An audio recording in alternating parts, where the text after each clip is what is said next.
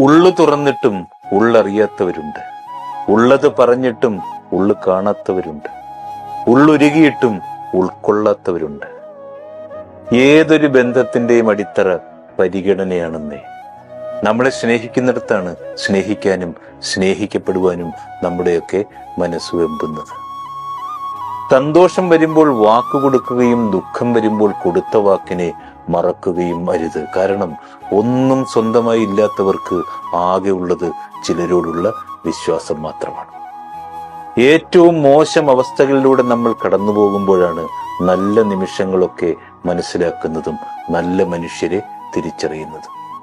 തീയിൽ തൊടുമ്പോഴാണ് വെളിച്ചം മാത്രമല്ല വേദനയും അത് തരുമെന്ന് മനസ്സിലാക്കുന്നത്. ഓരോ സങ്കടങ്ങളും നമുക്ക് സമ്മാനിക്കുന്നത് വേദനകൾ മാത്രമല്ലെന്നേ, മുന്നോട്ട് ജീവിക്കാനുള്ള തിരിച്ചറിവുകൾ കൂടിയാണ്.